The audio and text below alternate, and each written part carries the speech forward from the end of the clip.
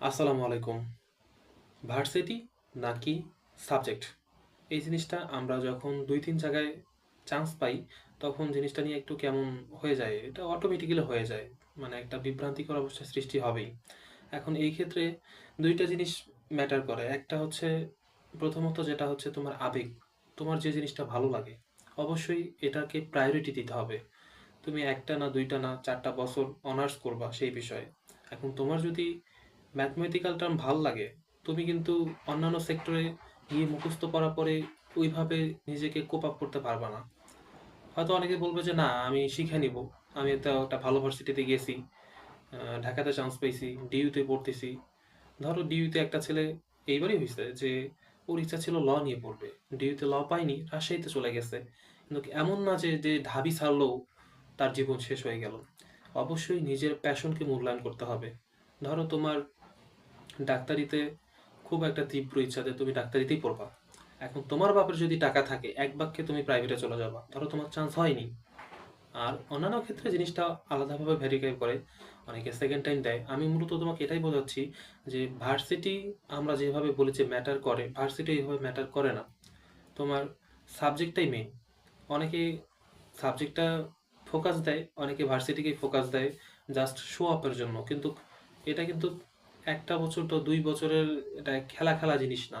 এই জন্য এই জিনিসটা মাথায় রেখে তোমাকে কাজ করতে হবে।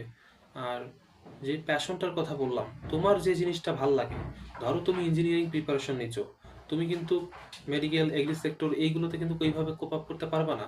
বাকৃবিতেই চান্স পাইছো, কিন্তু তারপরেও তোমাকে তোমার নিজের ইচ্ছাটাকে মূল্যায়ন করা উচিত। এটা আমার পক্ষে মানে ব্যক্তিগতভাবে বললাম।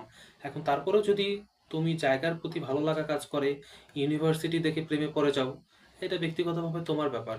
কিন্তু একটা জিনিস শুরু করলে এটা শেষ পর্যায়ে নিয়ে যাইতে হবে, এতটুকু মাথায় রাখতে হবে। এটা আমার বাস্তব অভিজ্ঞতা থেকে বললাম যে আমি যেমন এখন এগ্রি সেক্টরে আছি, আমার কিন্তু এই জিনিসটা এত ভালো লাগে না। কিন্তু আমি চাইছিলাম যে হয়তো মেডিকেল সেক্টরে থাকবো, কিন্তু হয়তো ওটাও আমার জন্য ভালো ছিল না। হয়তো আল্লাহ এর থেকে এটাই আমার জন্য বেটার রাখছিল।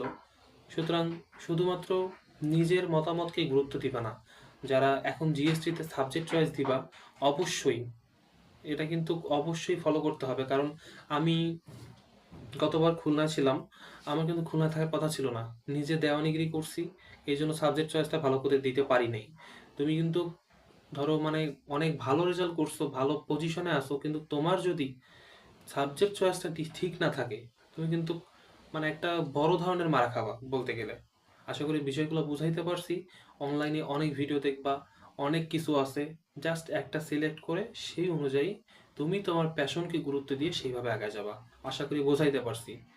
আর যারা ঢাকার কাছাকাছি থাকতে চাও, অবশ্যই যেহেতু ৪-৫ বছর পর যাইতেই হবে, এখন সেই ক্ষেত্রে তুমি জাহাঙ্গীরনগর যে ওয়েটিং সাবজেক্টগুলো, এই জিনিসগুলোকে মূল্যায়ন দিতে পারো, প্যারা নাই। কিন্তু তোমাকে যেটা বললাম যে তোমার ব্রেন কি চায়, তোমার প্যাশন কি, অবশ্যই নিজের প্যাশনকে মূল্যায়ন করতে হবে। অনেকে বলবে যে প্যাশন দিয়ে খাওয়া নাই, কিন্তু তুমি যে জিনিসটার প্রতি ভালো লাগা কাজ করাইতে পারবা না, সেইখানেও তোমার খাওয়া নেই। জোর করে কিছু হবে না। আশা করি কথাগুলো বোঝাইতে পারছি।